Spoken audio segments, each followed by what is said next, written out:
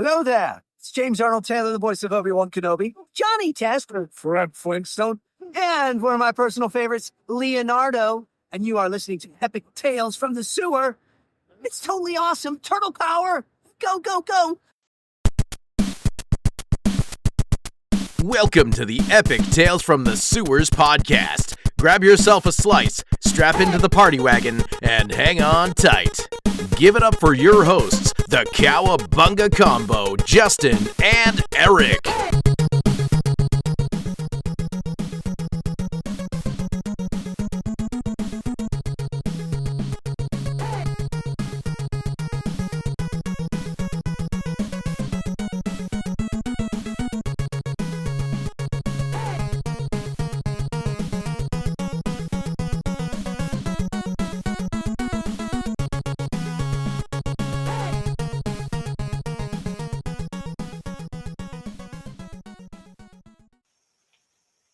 And welcome back to the show, Epic Tales from the Sewers, your favorite, hopefully, Ninja Turtles podcast with your two hosts, Justin and my co-host, Eric. How you doing there, Justin? Good, man. Good. How's it going? Happy New Year. It's going. Happy New Year to everybody. We got a special show for everybody today. Go ahead. You were going to say something? I was just going to say, and, we got a new guest, and a Happy New Year to him, too. Yep. Before we start everything, shout out to two of our friends of the show, Rob Denner and Aaron Bartling. Shout out. Happy birthday, gentlemen. Mm-hmm. But our guest today is he's worked on projects for some of the biggest characters in all of comics, from Spider-Man, the Hulk, the Exiles, Wolverine, Space Knight, Venom, Xenomorphs from Marvel's Aliens, Nightwing, Detective Comics, Justice League Unlimited, and Batman. And if that's not enough, if that's not impressive enough, he worked on the sequel to the Hellboy story, The Crooked Man, called The Return of Effie Kolb. But listeners may know Zach's work from a story, TMNT one-shot that was recently collected in the IDW Dark Leo collection called TMNT Deviations, a.k.a. The Dark Turtles. That's what you're all here for, I'm sure. He has a new project coming out that's really exciting called Moonshine Bigfoot, which we're going to talk about. So I want to welcome our guest, Mr. Zach Howard. Hello, Happy New Year to both you, Justin, Eric.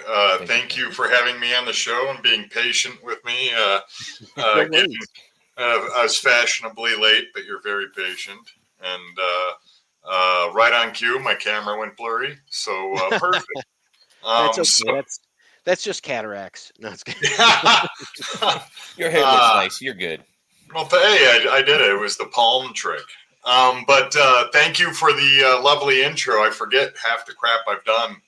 And I've done weird stuff like Prince of Power, some weird offshoot of Thor, I believe, if I remember correctly, and things like that. So it's such a storied career too. Like you've been doing this since what, 2002? Yeah. That's when I went pro as a comic book artist. I think it was that summer I got the Hellboy resource manual. Prior to that, I graduated college in 2000, and I was a potter and finished my thesis, all that fun stuff. But I had no clue how to get a job as a comic book artist. So my professor said just apply to gaming manuals. So I looked up the addresses of 20 companies. I printed my crap out, mailed it to them, and two got back and one hired me, and that was Steve Jackson Games. They were very nice to me. They paid me to learn how to be a professional illustrator, and because I didn't, really pursue that, it kind of fell onto my lap, to pursue comic books, my thesis year of college. So anyhow, and 2.5 years later, I think Mignola chose me out of the stable of artists to draw the comic book in the resource manual. And then next thing I knew, I suddenly was a legitimate comic book artist. Image published, it was Heaven's Devils, a book I was working on the side, trying to get into comics. And that's a testament. People, if you can't get hired, just do it anyways. Yep. And suddenly I had 2 image books from 0 to 60 pretty quickly, and then I was doing Batman a year later. So wow, just keep going. And then I've done everything after that. Shaun of the Dead, I did that book before the movie was made, but they were afraid that it would flop in America. So they had IDW, Chris Ryle, and that was Chris Ryle's first comic book. And I basically ushered him, and we turned that into, that was in print for 14 years. So we're pretty proud of that. If you haven't noticed, I get bored easy, so I just bounce around. So, and the Aliens was for Dark Horse. It was the 30th anniversary of the movie Alien, I believe. So technically, I think they used one of your covers or something in the Marvel book, or because you're mentioned on the Marvel site for Aliens. Well, they sent me one comp. It's Aliens book, big enough you could beat a puma to death with it. Oh, wow. Palm trick again. I haven't even opened it up. It's all sealed and it's gorgeous. It'll just be a nice coffee table book, I think. So that's a hard project, man. It was a lot of secret stuff and getting designs late and drawing my butt off and scripts coming in late. And but I'm glad, at least it did well, and I think it was received well too. Now the cool thing about this is that I had reached out to you maybe like 1 or 2 weeks ago or something like that. I end up going over my friend's house, and he had asked me, "Oh, can you help me move a couch or something?" And I look on his wall, and what do I see? He has one of your prints. He has Hellboy versus the Frog Monster. Oh yeah, and I'm like, "Oh my God, this is the craziest thing!" So. And I was telling Eric a little bit. I'm like, yeah, I met Zach at C2E2. There you go. I got him to sign this Dark Leo print and all that. He likes this one better, but the black and white. I love black and white. A man after my own heart. Then I do comment. I mean, I love Nelson Daniel, and we've had it's been 15 years now since the Cape. That was our first time. Before then, we were doing G.I. Joe covers together, I think, for a run.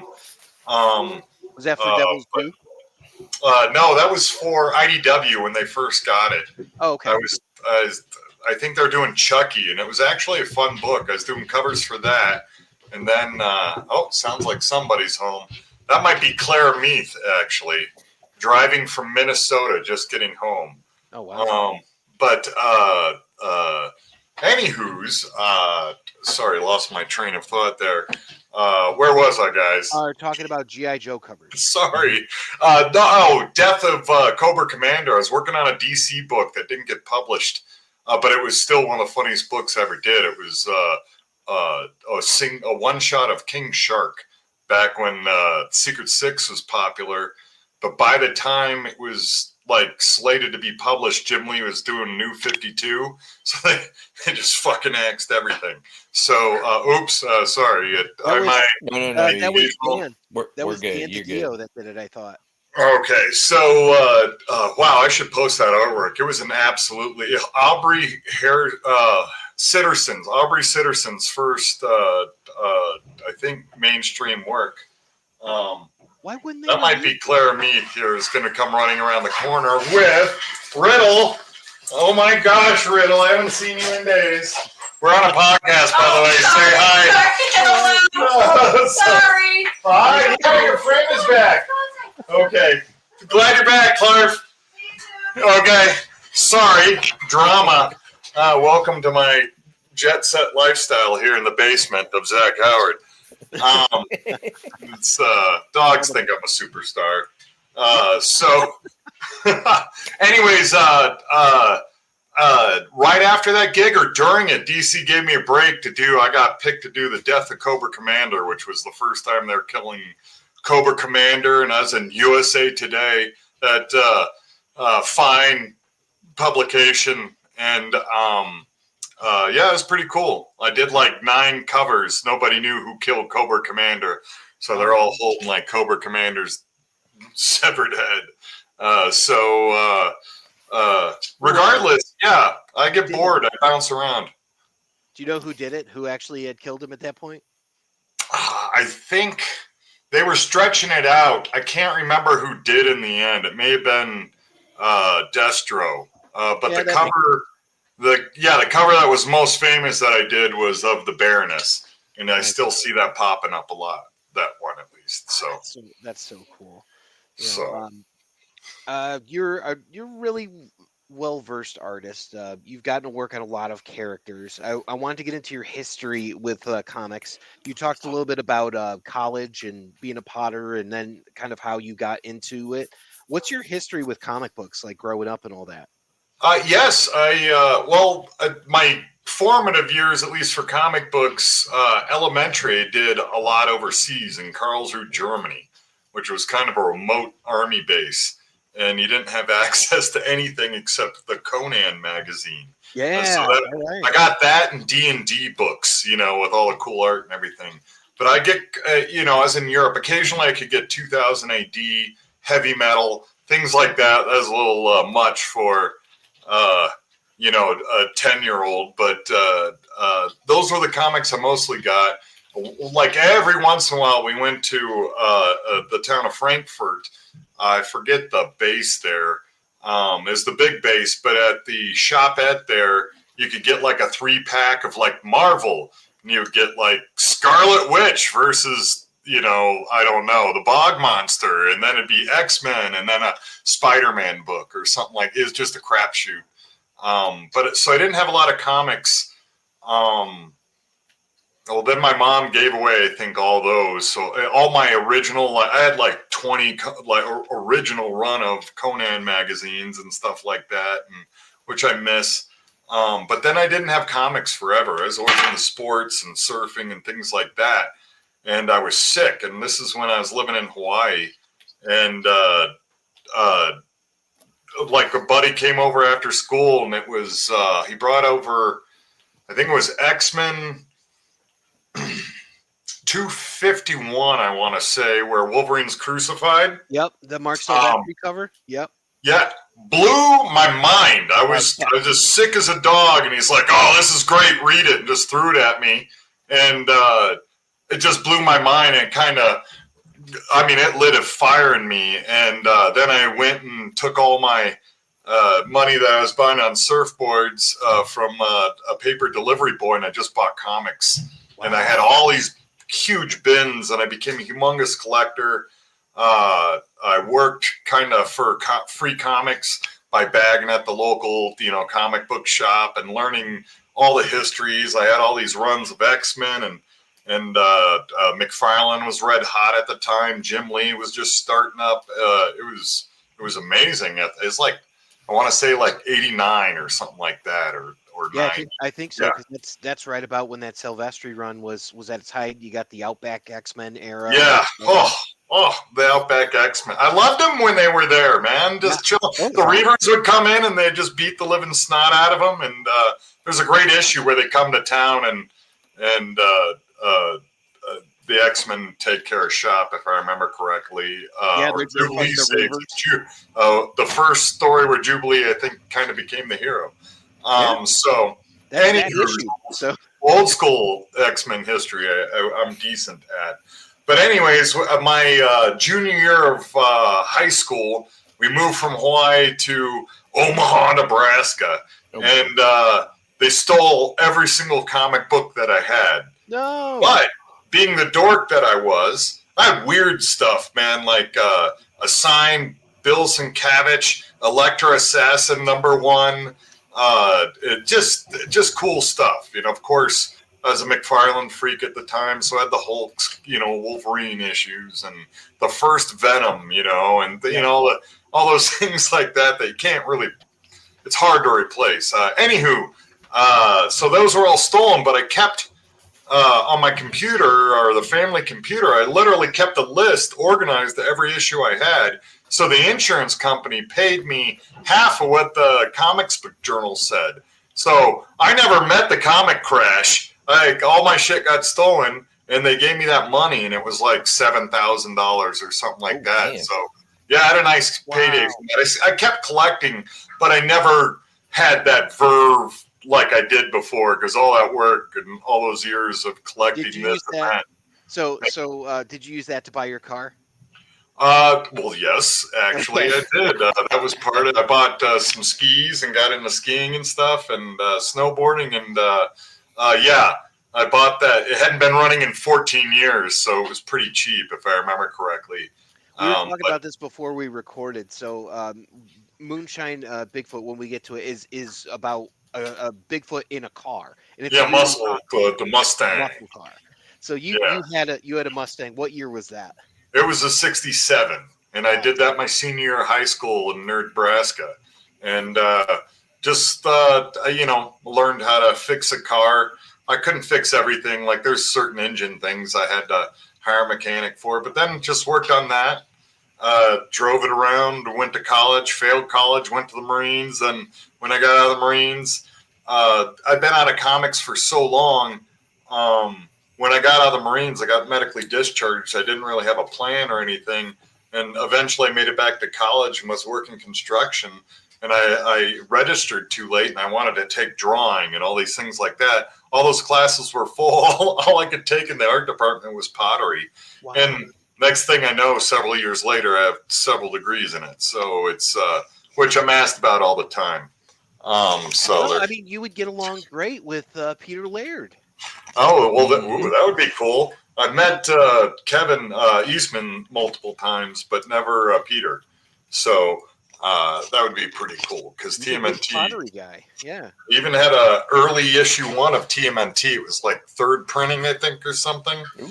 Pretty good because they had like 14 printings or something ridiculous. That was the book I learned about print editions on. Actually, was TMNT number 1. So the differences in in the issues and all that. Eric, I think you have a really good run on that, right? Your TMNT number 1. Yeah, I actually have a second print. It's actually signed by Eastman himself. It's a 6.5. Nice. He has second print.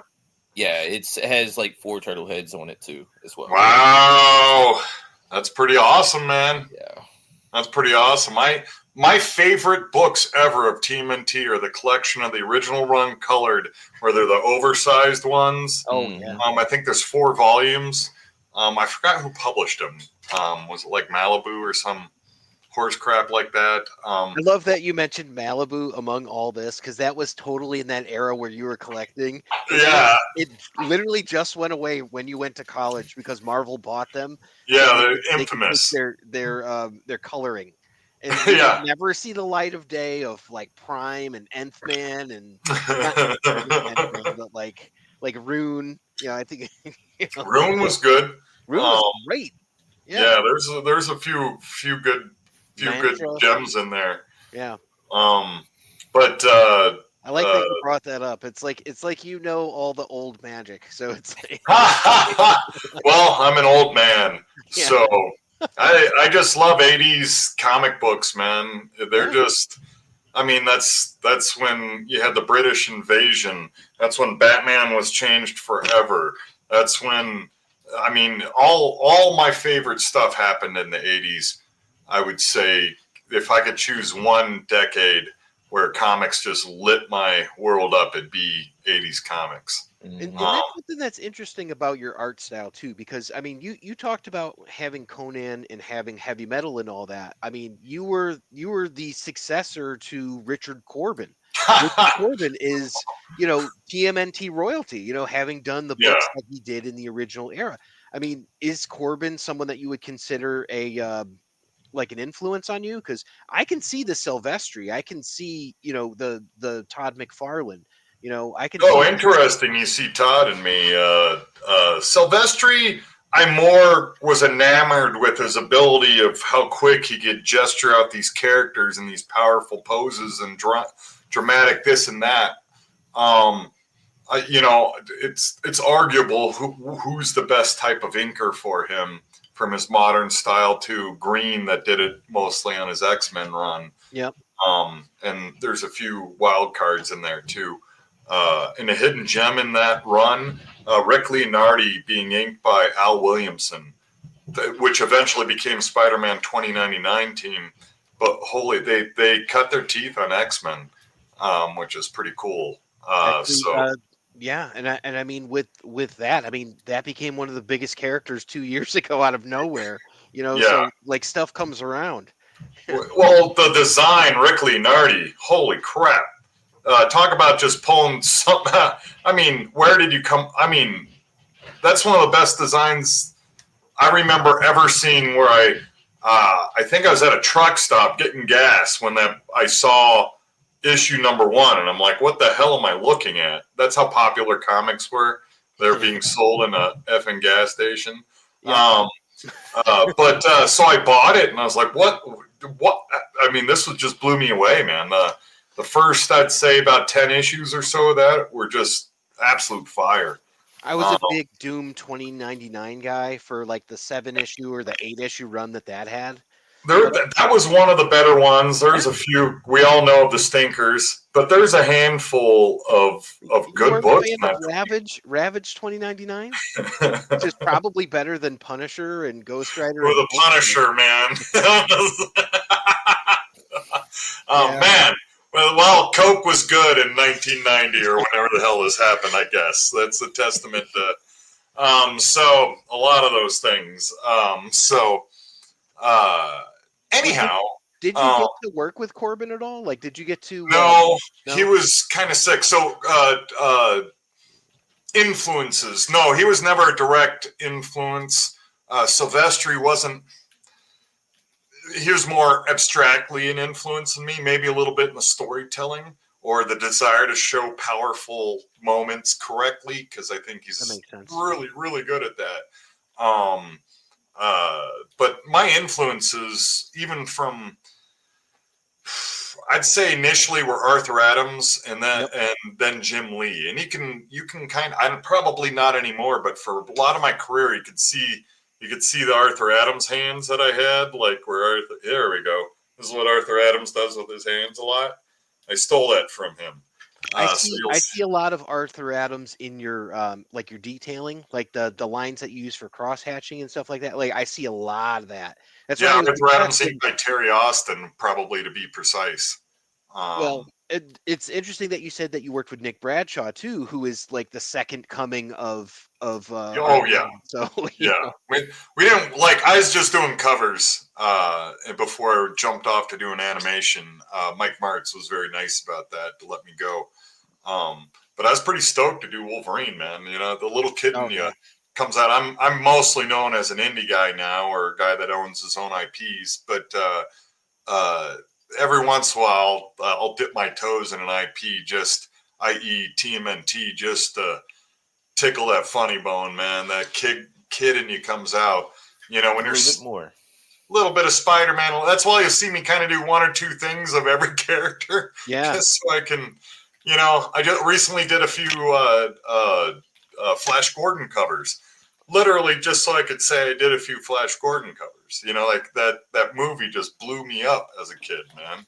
I love it. Yeah. So Ryan Blessed in that was so great. Every aspect of it, it was chaos. You know, making it, Dino De Laurentiis would come in all coked out, screaming at everybody and firing people and rewriting scripts. And Sam Jones is in there that's too good for everybody, and he's playing the dumbest character ever. And it was just chaos and beauty. And there was some magic that kind of happened in that. The screenplay was tight. It was so tight. There's no fat on the bone. You know, it was just like somebody was just channeling the universe to make that movie. So, yeah, I don't know, man. Sometimes things go so wrong, they go 360s back to home run again or something like that. They just kind of go back to very right. So I think that was one of the movies in history that did. So how did you get connected then with Mike Mignola? Because you had said something about how you ended up doing the Hellboy source book or something along those lines. Yeah, the resource manual, which was the first Hellboy game with the GURPS gaming system. Okay. I did spot illustration with I think he might be Dutch, a guy named Peter Bergting, and I did all the artwork for the book. And I did the comic book, which was like a 5-pager. That's long for a Hellboy book, actually. 5 pages? Yeah. But it was really cool. I had no public. I think I had a pinup in Sugar Buzz published, and I had no comic book experience or anything like that. So that was huge for me. And I think I have one resource manual left. I'll have to look at the artwork because I don't think I have the files anymore. And that just led to other work. Mike's kind of was aloof during that process. I did signings with him, and he's very nice to me. I bought him a cheeseburger because his line was too long and a cup of coffee, and he gave me 2 original pieces of Mike Mignola artwork, both Abe and Hellboy. You know, so yeah, I got him. I got him over there. They'll be hanging up in my new studio. One of my prized possessions. But for the most part, he's pretty aloof and outside of anything except exactly what he's doing. And I was too nervous to really do too much. But I had fun. I signed with him and Ryan Sook, I believe, for Hellboy, because Ryan Sook was one of the first, technically I was like the 3rd Hellboy artist ever, I think, after Ryan Sook being the 3rd, Matt Smith being the 1st, I believe. Oh, with Matt Smith? Okay. He ghosted. When did Dave Stewart take over? Yeah. Well, Matt Smith faked being Mignola for the first Lobster Johnson story. Yeah. And I think Mike inked it, maybe. I can't. It's been a long time, and I'm very old. Anyhow, I just moved on. I just I'm a floating leaf for most of my career. And honestly, the superhero stuff, I can't do monthlies and stuff. Oh my gosh, is Nightwing tense again at the end of this issue? You know, and I did Nightwing 99 and he's crying in bed and Alfred's yelling at him. I'm like, what am I doing? What am I doing? What am I doing? Drawing Nightwing in his underwear for an issue. Who is this for? And that was a defining moment in my DC. You know who it's for. Everyone. Yeah. That's who it's for. I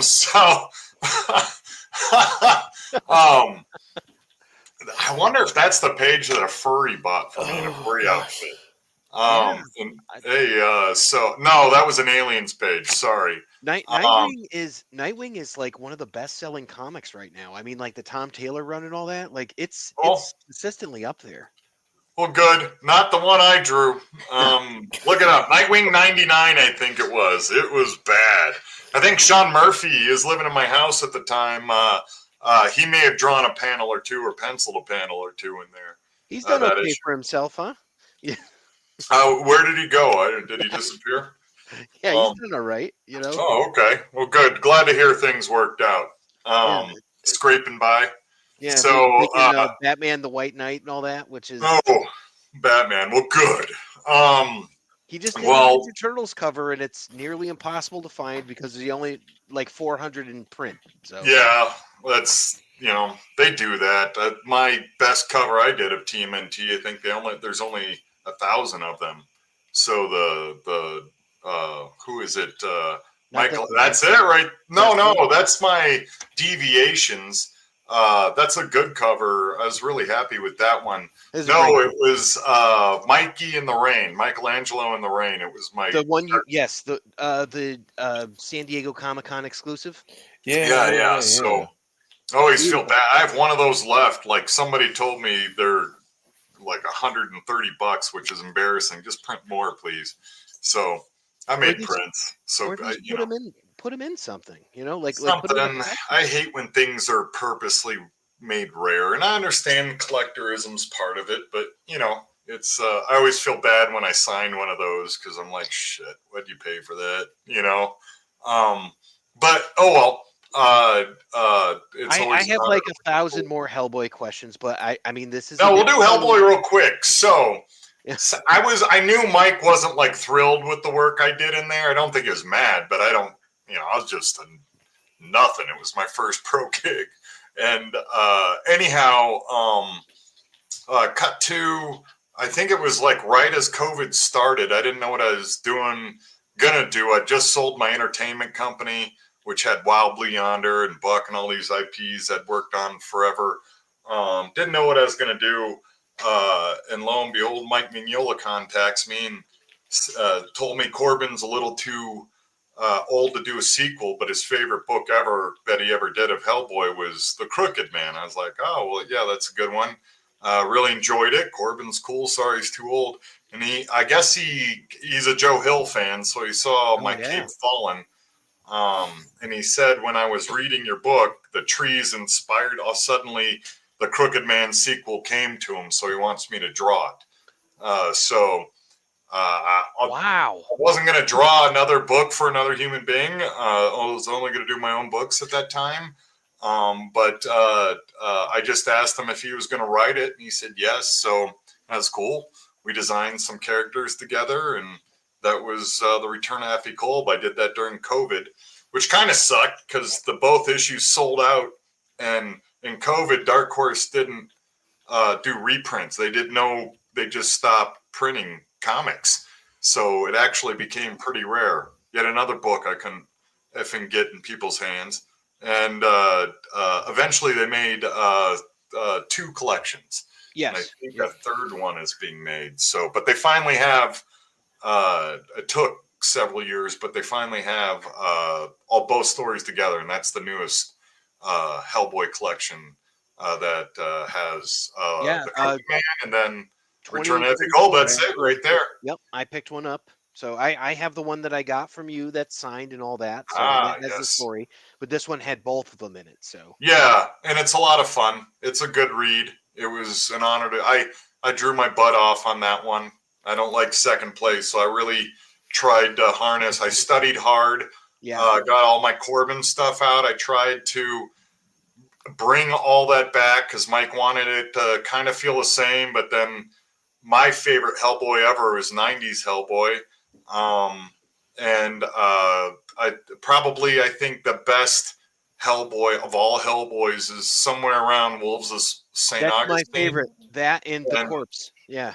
There you go. So I brought that kind of weight that Hellboy had, top heavyweight. I loved it. The one that really inspired me to be a comic book artist. Mixed that with a little Corbin and then a little My Stink. And people seem to like it, and I was very honored to be part of it. And, I tell you, man, there's that one line, and I mean, if I can remember this on my deathbed and just say, "Least I didn't die a horse," that's a deep cut for anyone who's read this. But I mean, it's literally like one of the last lines in the book, but it's awesome. It's a good story I got to work on. I mean, it was a lot of fun working with Mike. He was doing a lot of things at the time. He was. I think while I was working on the second issue, they were writing the screenplay for the Crooked Man movie. Okay. So, that's kind of interesting. I doubt there'll ever be a sequel, but if there is, we'll get to see the characters I designed with Mike, and that was a lot of fun. Mike let me control a few things. He would design a few things, and then I would take it and use his stuff. He drew one thumbnail in the book, which was really cool. He had a vision of Hellboy falling into the monster's mouth. So when he's falling in the mouth, that's Mike Mignola's one thumbnail that he did for the whole book. Though he designed Effie Kolb as a monster, the big monster pops out of the earth. And he had me do the Gator Dog and Sarah and the teacher, and basically all the characters you see in it. So that's really cool. And he wanted to change Effie Kolb. I never asked him why, but he wanted. That's why she's a lot skinnier in this and kind of withered and. I could see why she's withered. So, but it's a thing. So I've got to bring up the TMNT Deviations book. I'm sure that's what all our listeners are excited about. So how did this come about? How did you end up with this project? I finished Blue Yonder, and the Blue Yonder team was. I told them I'd just do a one shot at IDW, just do something on the side. I've been grinding on Blue Yonder for years of my life. At that point, I just wanted to do something I didn't have to think hard. There you go. And then, unfortunately, as the person in charge of the project moved it along, he wanted to write it. So Mike Rach got phased out, and then they told me they didn't have. As I was already drawing it, they told me they didn't have money to hire Nelson Daniel, so they had the poor colorist. They hired the normal young lady that does it, who's awesome. She only had like 10 days to do the whole book. Wow! So I was sad it wasn't what it could have been. That being said, it's still really cool to be part of it. And I got the design. Leo had already been designed, so I had to make armor for all the other TMNT to make it kind of look like that armor, but I wanted to make them all different. Like if you look at that cover you brought up, they're all slightly different. Yeah. So, and then they eventually kind of took that and he went with it. So, and then eventually did Ronin and stuff like that. But I'd already pretty much left IDW for good at that point. However, I'm coming back. I'm doing a cover this weekend for IDW I can't talk about, but there's a reason I came back to do the cover. Nice. So, let me you got a question? Oh, I was just, are you going to be drawing more turtles in the futures? If it's not with IDW, yes. I'm pretty popular with the turtles. I'm very fortunate with that. Still my most highly requested, commission, I would say. That and Hellboy are the two things I draw damn near every show. But no, I mean, unfortunately, I'm probably not going to work for IDW anymore. I've severed those ties. It happens. It's not a problem. It's okay. But that being said, nothing but honored for Turtles. If they go somewhere else, hopefully Kirkman or somebody gets them out. You'll see me there. If somebody cool gets the IP. So you'd mentioned that there was already the Leo armor and all that. You got to help design those. Walk us through. Is there anything special about like these various turtles? Because we've got people who are like, oh man, I love Dark Wrath. Is there anything like do you have any Easter eggs on there? Is there something special that you did? Like, I removed the pauldrons or something so you could have like more range of motion. Like what's special about the Wrath design, if you remember anything? Well, I think I wanted Raph to have a little bit more, like on mine, I think is either him or Mikey. I took off, they only have one shoulder piece of armor. And I think I was like rationalizing they got to reach over and they got to be a lot more acrobatic than, say, somebody wielding a sword or something like that. So, so that's, and also a lot of it's just variance because I get bored really easy. So like I hate symmetry. I think I like faux symmetry, so something that looks symmetrical, but or is close enough that it's easy on the eye, but it's still original. You can have one big shoulder pad. You can have a thing like Judge Dredd's zipper or something. Just break up that symmetry, and that's basically what I was trying to do. In each character, I tried to make the armor a little bit, Leo's is a little bit more official. When you get to Raph, it's a little bit dinged up and stuff because he's in there basically chewing on people's legs. So I mostly thought about it from a character point of view, but I'll be honest, I wasn't thinking dynamically a lot about weaponry. When I do design characters, I can't stand when you see things like when Rob Liefeld had all those pouches on guys' legs. Yep. It'd be on the inside of the leg. I'm like, how do you run if you have a pouch on the inside of your leg, and things like that? Since childhood, used to bug the living snot out of me. So my goal as a designer, when I design characters, and I take it very seriously, looking cool is great. It's more important that it looks like it can work.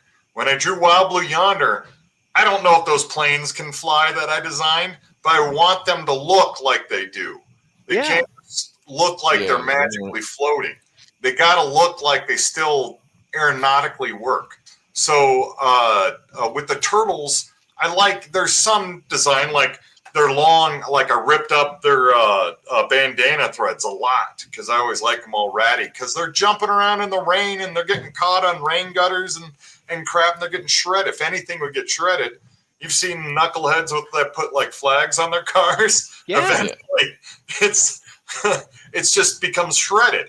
It's out in the elements. So I like things like that. But then I don't worry quite as much about functionality in the sense that's a part that looks cool. You wouldn't want that functionally in real life. If you were jumping around buildings and swinging weapons, you wouldn't want this wet piece of cloth slapping you in the face and wrapping around your arm and crap like that. So it's like a harmony of making things functionally look like they work versus looking cool. And that's kind of where I fall in almost all my design work. Except to get the Hellboy, the Gator Dog was kind of based on a cane corso and an alligator coming together, blah, blah, blah. So I went really dorky with that. But then when they get the Mike Mignola's monster, it's because Mike wanted to make it look like that. Okay. You know, so, which, of course, it's Mike. It looks cool. So I'll make it look cool. So you have to be willing to play ball, especially when you're working with other creators, because they have different sensibilities. I really like what you did with Donnie's scarf, how it's almost like a turtleneck that he's almost like kind of hiding in. Yeah. It seems like to speak a lot to his personality too. Where I'm like, oh, that was such an inspired choice. You know? Oh, thanks, man. I wanted them to kind of almost be hiding their characters behind the mask. They aren't brave and bold anymore. They're doing sinister stuff. So yeah, you kind of hide the face a little, like the shadow.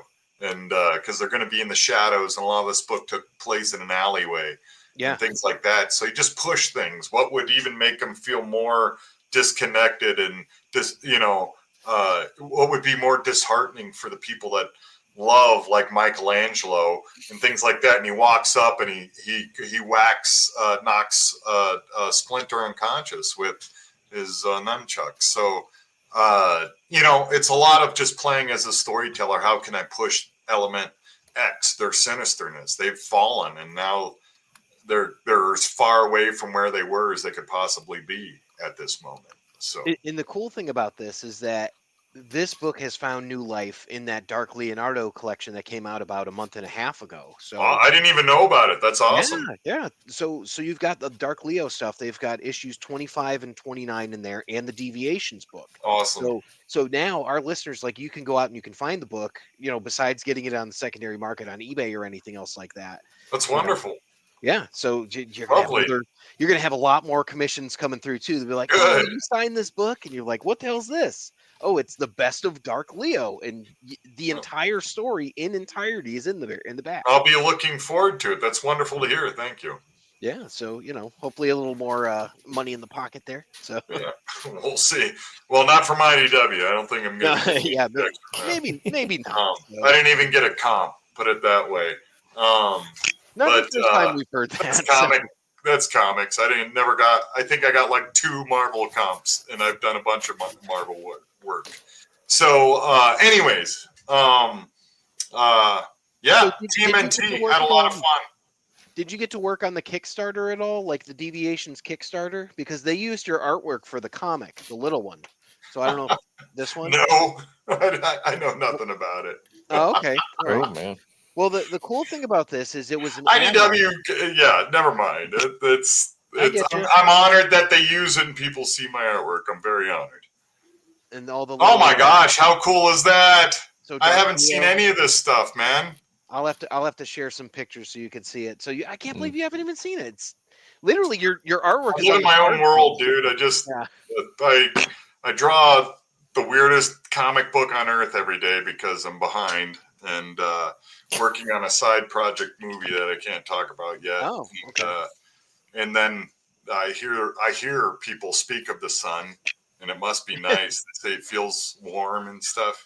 And it's snowing nice. here. So you're a vampire, is what you're saying? A troglodyte is probably a better phrase. But that other comic book artists know that. So that's why I'm moving to the mountains. My new studio will be up staring at mountains, but I got to get through this damn project. And I still have 30 pages, so at least. So speaking of this new project, speaking of, we got to talk about this a little bit too. Moonshine Bigfoot, which is a independent-owned, creator-owned comic Kickstarter. When I met you at C2E2, this was the big thing. You were talking about this. It was awesome because, like you said, you had a great booth. And the cool thing about it, you said, if you sign up for this Kickstarter, we'll give you an original piece of artwork and you can choose what you want on it. I naturally chose a Hellboy because it's amazing. So, but I mean, this is a great character. we got a chance to each read the first issue of the book. It is so much damn fun. And this is a really exciting book, man. Like, oh, thank you. how did this come about? Can you tell us the impetus of Moonshine Bigfoot here? Sure. So this was during, it came about during, I think, near the end of COVID. I had a CBD company for a while, mostly pet CBDs. And I was in Vegas for a CBD show, and I have an actor friend that was actually my wholesale manager for my CBD company. Anyways, we're all driving back from the con. It was like 2 in the mountains in the morning, if I can speak correctly, 2 in the morning in the mountains. My brain is still in the mountains, it appears, late in the afternoon. This is the problem. If you draw, you become mentally disabled by the end of the day. Your brain is spaghettified, and you're like, what are words? Please help me speak.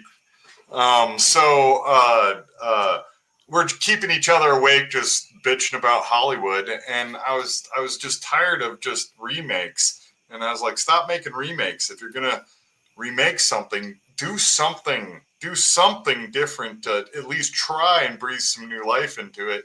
And I said, like, who needs to see Dukes of Hazzard 7? Why don't you just make a new Dukes of Hazzard, but have Bigfoot driving the fucking car? Yep. There people tune in. And and we're all laughing what the world would be like where Bigfoot actually stars in the Dukes of Hazzard. And he's a theater screenwriter and screenplay writer. So we're bouncing all this stuff around. We keep each other awake. Claire was there actually too, sleeping in the back of the car. Anyways, like 6 months later, I ran into him again. I was like, I can't stop thinking about this Moonshine Bigfoot that we came up with. And he said he liked it too. So Mike Rach and I are working on a big opus, blah, blah, blah. That's going to be my next quote unquote book. But it's long and arduous. So I wanted to just take a break and do something fun. As a guest at C2E2, everything seemed to come together. And so I just, we decided to do it. I didn't want to do it by myself. Sorry, my phone keeps going off. So I just gotten back from Africa. AfricaCon with a group of artists, painters, comic book artists. Steve Ellis was there. We hit it off. He said he wanted to get back into comics. He used to draw Lobo and all this stuff like that back in the day. So I just said, do you want to pencil this? And I'll ink it. Me and this guy are writing it. We'll bring Nelson Daniel into color, who, he's the best on earth in my opinion. So it took a while because Steve and I are so effing different. He's straight up a cartoonist, and I'm, as you said or noticed, I'm very European in my style. I kind of grew up in Europe. I have a dense style. It's storytelling heavy, where Steve's all about like, get this shit out and let's make it look fun and cool and stuff like that. He's some of the best of the 90s mixed with a little Jack Davis. So it took a while for us to kind of clunk our styles together. But I'm wrapping up the 3rd issue right now, literally on my board. It is off the charts. It is one of the best. It's the best comic I've done since probably issue 5 of Wild Blue Yonder. Really happy now. It's taken a while. These are big, hard books. And this project took a life on its own. It's just going to be a satire book, but the goddamn story got in the way. And now we're really working. I'm really happy with the story. We think we've created a really neat and unique world that, I think it's comparable, not like, and it's not going to have the success of TMNT, but what I mean by that is they're just kind of off the wall take of Daredevil satire turned into, one of the coolest IPs ever made. TMNT. Yeah. How the hell do you come up with it? Yeah. It's because they were lovingly poking fun at Daredevil, and that's kind of what we're doing on Moonshine Bigfoot. We're lovingly making fun. We're satirizing all the things I loved as a child. If you transport to 1981, I was watching the first wave of anime. So you had, and it was right before Robotech, but you had several things before that, including Speed Racer, Battle of the Planets, which was Gatchaman, which I just did a cover for that. That was pretty cool. Another check. My bedpost is getting deep now, folks. I'm going to have to get a bigger bedpost. Yeah, really. Do you remember Superbook? Like, what now? So Superbook was an anime that was like around that time, but it was like Christian themed. So it's like there's these two kids and a robot, and they would go back in time and like talk to Jesus. Oh, and no. It was on Sundays, and I'm like, this is an anime. Yeah, wow. I've never heard of that. That's tremendous. But to digress, all those things. But you also had TV shows like The Dukes of Hazzard. I knew nothing about the turmoil and the terrible history behind the Dixie flag. I was just rooting for the good old boys to get away from Boss Hogg and the cops. That's what it's about. And there's a certain beauty in that when you can detach yourself from geopolitical struggles and all the heaviness of life. And that's not to say you disregard that. What I'm saying is it's nice. I miss things that just entertained, and that's what we're trying to do with Bigfoot. So we don't though we're satirizing all these things from the time, we're probably going to see BJ and the bear drive off a cliff and explode. We're going to do things like that in our book. You've seen issue 1. You've seen the speakeasy that they party. Oh my God! So, yeah, Eric was tattoo from Fantasy Islands in there with Clyde, the orangutan. That's exactly what I was talking about.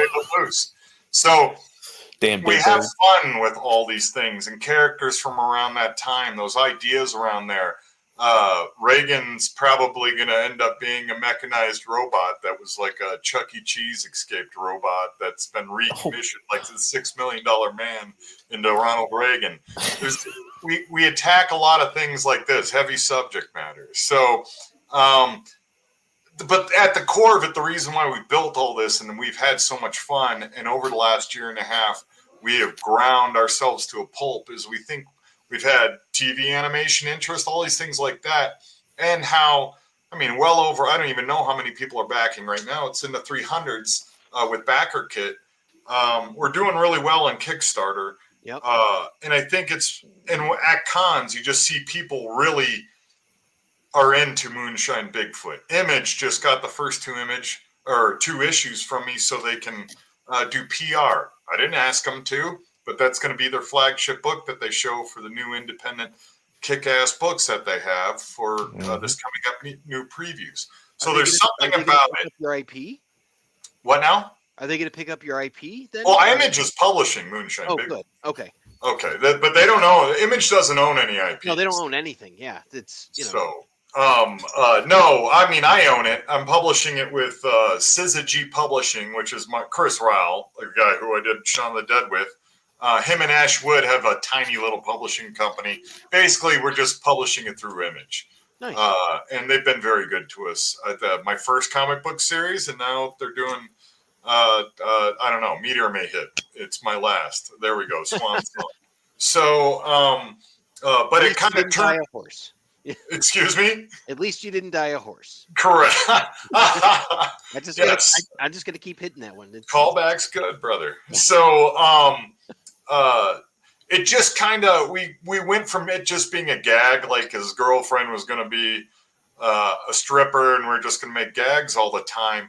But of course, like I said, I'm a story freak. So we turned it into, it's a really good story. I'm really proud of that. It's a love story coming of age between these two characters, Amethyst and Bigfoot, and it becomes better every issue. And the flip side of the coin between Bigfoot and Thaddeus, it just get deeper and more fun. You get to find out what happens to the sheriff. I'm actually drawing it right now. For issue. Yeah, I was kind of curious. I was hoping it was coming up on a second issue, but I guess it's not now. So you kind of ruined that one for me. But well, no, you get issue 2's up on the server link I gave you guys. Yeah. So Yeah. Now you'll have to see the sheriff in that 1 page. Well, no, 2 pages actually. So you'll have fun how he his fate.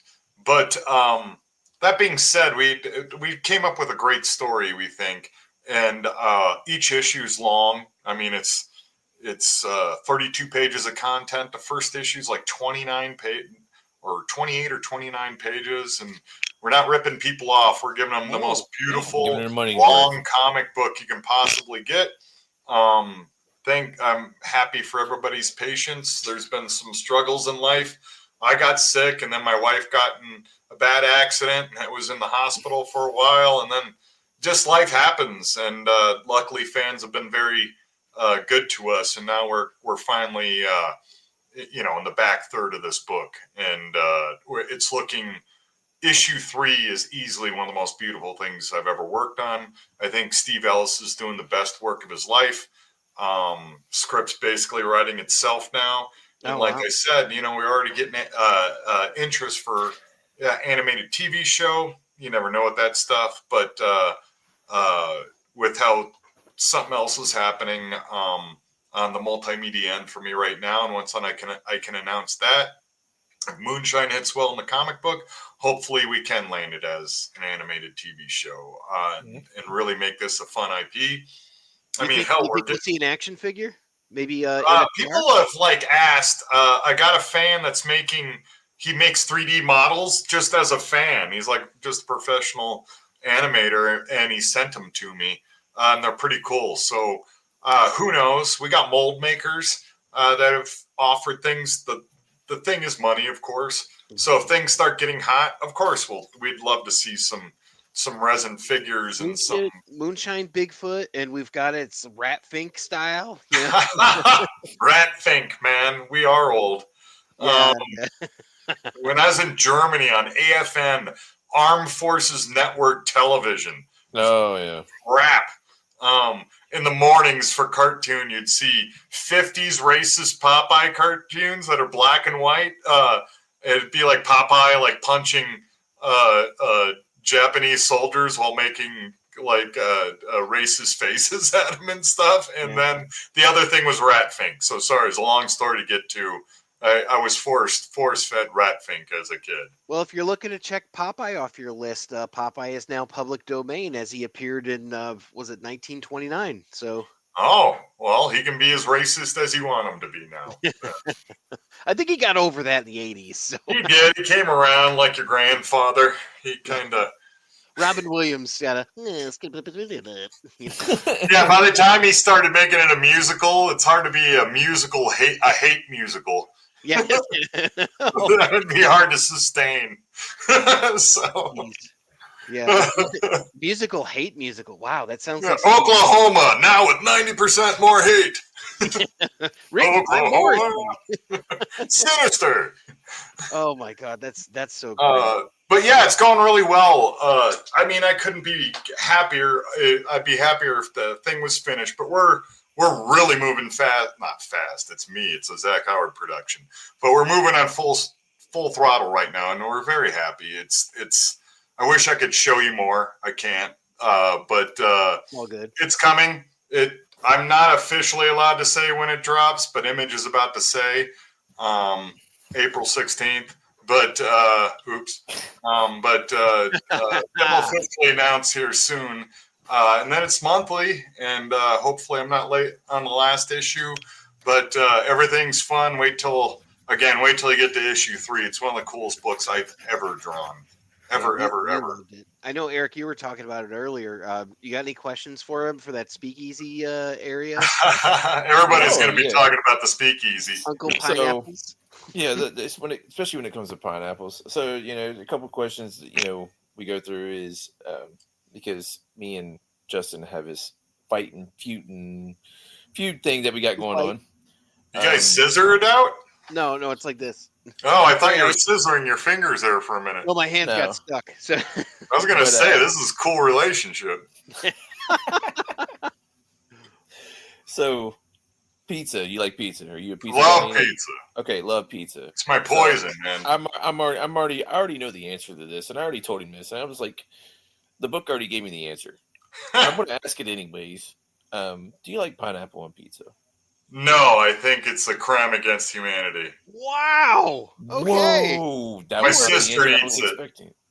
Yeah, I'm I'm a vegetarian, so I'm pretty boring. So I'm a mushroom spinach guy, man. So even on my pizza, I'm boring and healthy. But no, Actually, excuse me. that sounds awesome. I like that mix, mushroom and Throw green peppers on there too. It's divine. It's the closest thing you get to heaven. It's just you and the gods. It's your own Bukowski pizza moment. So, I like a nice margarita pizza every once in a while too. Like it's a good one too, especially if something to dip it in or something. I don't know. Well, let's get pizza crazy. So, I take it you like pineapple on your pizza? I do, yeah. You do? Okay. Eric, you're safe. Yes, I am safe. Like, why do you want a watery fruit on your pizza? I was telling them I've had it before where they actually will char it on a grill and then they'll put it on the pizza like that, and I'm like, that's really good. But to mix it with something that's savory like a pepperoni, and maybe jalapenos, but if you like dice up the jalapenos instead of having the rings, it's pretty tasty. But I've had it a couple different ways. I've had it with like Thai chili sauce, and it was all right. It's just Do you ever eat pizza flavored pizza? Yeah. Like I said, I like the margarita, but my go-to is mushrooms. So mushrooms. Yeah, mushrooms are the jam, right? Yeah, mushrooms are like on pizza. It's the best thing you could put on a pizza. Do damn near anything with a mushroom. I love it. Yeah, So, I'm with you. hey, and that's as you know, an important part of our book. So you'll find out in issue 2, especially. So there's a hell of a scene in there with a mushroom. So when you guys get to it, but yeah, pizzas. I don't have. I'm a man of many weaknesses that I try to absolve every day. However, and I'm pretty good at being healthy for the most part, but pizza is my absolute downfall. I cannot. Kryptonite, huh? Is that your kryptonite? Yeah, pizza. It's my one thing. I wish I was eating pizza tonight. I don't know what we're having, but I had pizza the other night. I think of pizza. I dream of pizza. But yeah, so I guess I have that in common with the turtles. With ninja-like sewer dwellers and I both like pizza.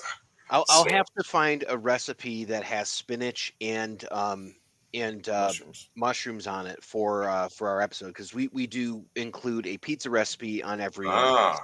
Artichoke is a secret ingredient too in that little mix. Oh, okay, all right. I like when you talk about grilled vegetables on a pizza. Hi, this is Pizza Talk with Zach Howard. It's kind of half that. Like we do pizza time, which is just so like we break up the monotony of the show, and at the end we do that. So and usually that's what I'll have, something special. Like maybe it'll be like when we had Stephen King, the artist, not the writer, on, and he was talking about That's a suck name, man. He needs to go. He's the coolest dude you ever met. He is absolutely awesome, man. He's the I'm coolest. sure he is, but damn, man, it's like, hi, I'm Michael Jordan. This is my friend Stephen King. It could have been Michael Bolton. So Well, yes, but made for great movie time. So. So let's go back quick to Bigfoot before I let you go. What kind of car does he drive specifically? So he drives a hybrid. It's a little bit custom for all those musclehead dorks out there. It's kind of a 70s, 71, mostly 71 Mach 1 Mustang from Ford. So all souped up, got a nice blower on it, and there's nothing he can't do with it, right? That's what I was going to ask, because it seems like he's just so incredibly ahead of everybody else. Like he's got his own in-town rival. Then he's got the police that are chasing him, and then he's got the Bigfoot chasers. Oh, the ABFAC. Oh, so ABFAC. Trust me, everybody's going to be a fan of ABFAC. So they're the Bigfoot hunters. The sheriff, because the sheriff has to be obsessed with catching him and not doing anything else police work related in the town. Does he know where he lives? The sheriff does not. He doesn't. Okay, So, I didn't think so. So the town, he grew up there. Obviously, you know, he has the Superman beginning. I can say that because the first 4 pages will be in previews. So he has the Moses / Superman origins, the all-star first pager. He grows up in that town. Basically, it's so rural and backwoods, they can get away with it. The few people that know don't care. He's just a friend in the local yokel circle, you know. And that's part of the why we put a speakeasy in there, because it's a secretive culture, and they can get away with all the stuff that's happening in, you know, it's Moe's Tavern times 1,000. It's like Studio 54 meets Moe's Tavern from Simpsons, you know, and as you see in it, and you get to see it again in issue 3. There's a hell of a scene. And by the way, people that don't know, we try to make the Kickstarters fun, as you said. There's people that paid to be in the book. I figured that because I'm like, this is too specific of a person, you know, in the speakeasy where it's got to be like a fan or someone. Bartender paid to be the bartender, and this is how comics are made nowadays, you know, so I don't have to, you know, sell part of my book to an investor or to a company, even worse. I let people be in the comic book. So somebody paid to have a speaking role in the book. The guy that drinks the moonshine, that's a guy that paid to be in it. The guy has his hand on the shoulder. Steve Ellis is behind him. There's a Sleesack in that issue, I think. I did see the Sleesack, yes. Yeah. And things like that.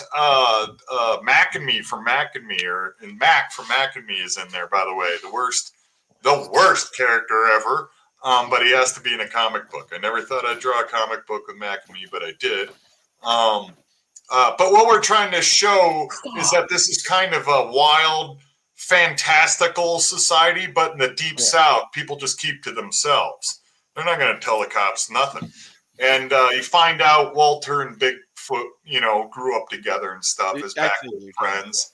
And so Walter helps out a little bit when he has to. But as you see, something deputy. So yeah. So the one person that works at the sheriff's department is Bigfoot's friend, and but we tried to set it up. As you see, there was a special aircraft there that scared everybody at the end. What was that about? And as you'll see with Thaddeus, he's both ridiculous. He has an obsession with Fonzie. And he's heir to the most powerful organization to ever exist in humanity. Which looks a lot like Cobra, you know, from so see, we're trying to pull nods to why do they need all this stuff? All the, you know, like as you see in the final shot of that issue, you know, it's a ridiculous, superfluous base. And that's why they're even trying to show with the bad guys. From back then, they had limitless resources. They could build these superstructures in no amount of time. So we're kind of leaning into those tropes. And I think this whole book is leaning into tropes, to be honest. Yeah. That's what works for me on it. So that's awesome. You should be able to identify a lot of things. There's Easter eggs for everybody from a million shows. And if you just like comic books, hell, it's artwork. If I'm a pretty okay artist, Steve Ellis is pretty damn fun. Nelson Daniel's good. I think you'll like the story. It's like nothing you've ever read. I mean, the first issue alone doesn't even read, I think, like most books you've read. And it gets better every issue. It gets more beautiful every issue. We have our little Watchmen page every issue. You have the Chupa adventure happening at the same time. So we're going to have Chupa. A lot happens to Chupa every issue. We play with that. In fact, we have a Sonic coming up with Chupa, which I'll be drawing at the end of this issue. A Sonic? Okay. Yeah. So we got a Playboy interview with Uncle Pineapple from 1978. Which will be the back matter of issue 3. Oh my god! I really like. You're going to find out a lot about Uncle Pineapple. So, what's up there?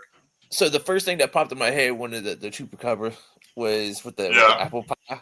I was thinking of the old cartoons and how the the steam. Looney and Tunes. smell. This is ode to Yeah, Looney they picked Tunes. him up and they brought him over to the rhubarb pie. And it was like, and then, Yeah, you even see. I think I saw a Putty Tat, Sylvester and Tweety in the background. So, there was also Big Bird. well, you do see Big Bird. He had a bad day, it appears. Yeah, Yeah, very bad day. only one bad day though. You can look at that page probably for a little while. There's a lot of stuff in there. There is a That is lot. that is in an there. amazing page. Betting Yeah. over gambling with dead Smurfs during a penguin knife fight. That's pretty cool, right? Yeah, that was pretty cool. Yeah. Everyone around that table paid to be in there, including the guy with his kid. He specifically wanted to be at the knife fight. Oh, So, wow. and you see everybody again in issue 3. So Oh, everybody gets to okay. be in it several times. And something happens at the speakeasy in issue 3. So man, that's fantastic. I had the Kickstarter page up and all that. We were just looking at this. So is this Kickstarter still going? Can people still get in on this? the backer kit, just go to the Kickstarter page. It just says a link. You can pre-order. You can still pre-order pretty much everything, but the main thing is all 4 issues signed by the entire crew, including Nelson Daniel and effing Chile. So it'll be the only time outside of the time I flew to Chile and did a tour there that people will have books where Nelson Daniel and I signed them together, and we did everything. The Cape, Blue Yonder,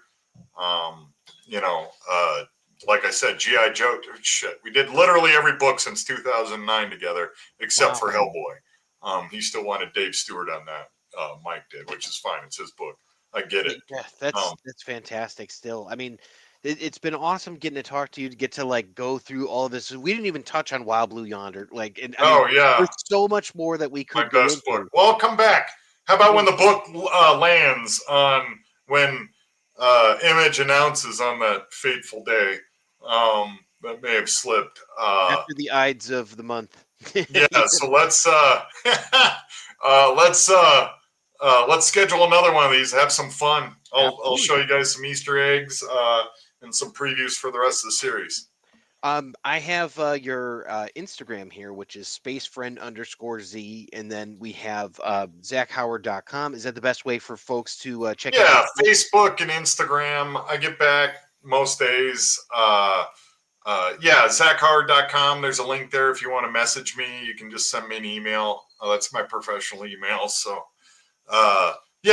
mostly. I mean, I'm not good at the social medias. I get very bored with them. I don't have the patience for it. So it's probably pretty embarrassing showing if you show up. However, I do post, like today, I posted a sneak of Moonshine Bigfoot fighting a bad guy that you don't know about yet.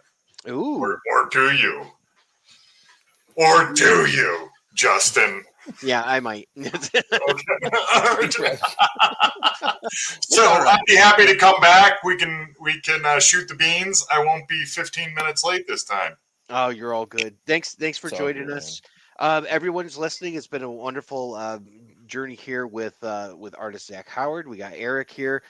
Stay tuned for your pizza recipe of the day, everyone. I had artichokes. It's pizza time. And now, in a segment that we call Pizza Time, where we discuss any Teenage Mutant Ninja Turtle or pizza-related food, I give you Pizza Time. And now, for your Pizza Time of the day, grilled pizza with eggplant and artichokes. Active about 45 minutes, total time about 45 minutes. Serves 4. Ingredients: 3 tablespoons extra virgin olive oil plus more for brushing. 2 cloves garlic, smashed. 1 28-ounce can of whole peeled tomatoes, crushed by hand. 1 sprig basil, plus torn basil leaves for topping. 1 pinch of sugar, kosher salt, and freshly ground black pepper. 1 small eggplant, cut into 1/4 to 1/2 inch thick rounds. 6-ounce jar of marinated artichoke hearts, drained.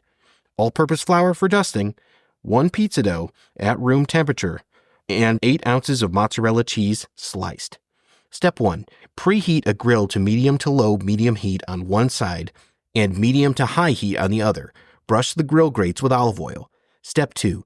Make the sauce. Heat 2 tablespoons of olive oil and garlic in a saucepan over medium-high heat until sizzling.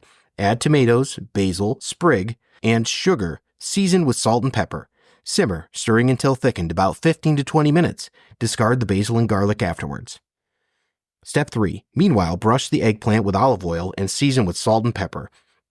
Grill the artichoke hearts and the eggplant over medium-high heat, flipping until the artichokes are lightly charred and the eggplant is tender. 2 to 3 minutes for the artichokes and about 8 to 10 minutes for the eggplant. Step 4.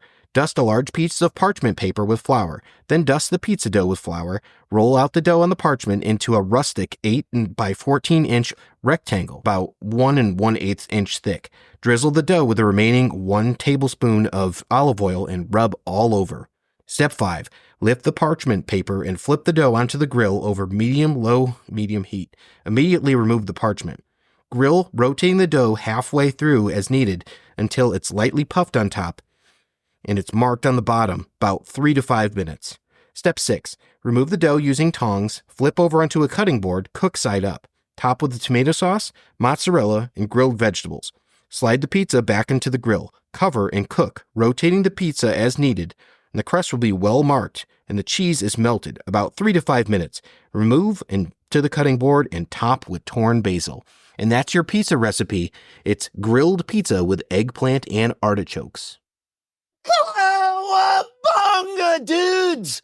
Thank you for listening to the Epic Tales from the Sewers podcast. The Teenage Mutant Ninja Turtles were created by Kevin Eastman and Peter Laird. This podcast has no affiliation with Eastman, Laird, Mirage Studios, IDW Studios, Archie Comics, or Nickelodeon Studios. This podcast is a member of the Dorkening Podcast Network. Check out thedorkening.com for other podcasts. Epic Tales from the Sewers is recorded by Justin Cooper and Eric Will.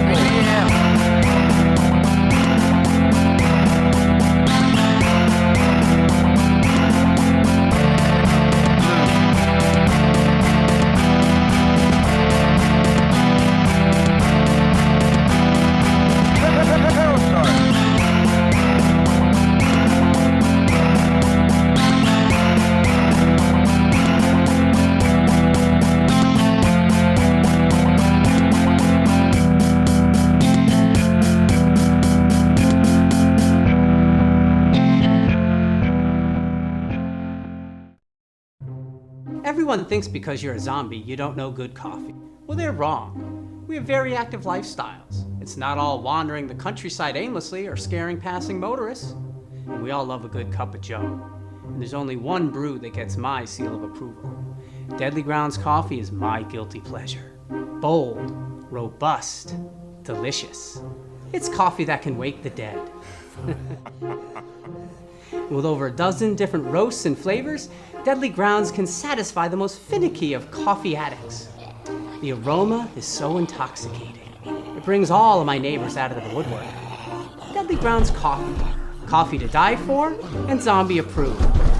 It's good to get a little deadly.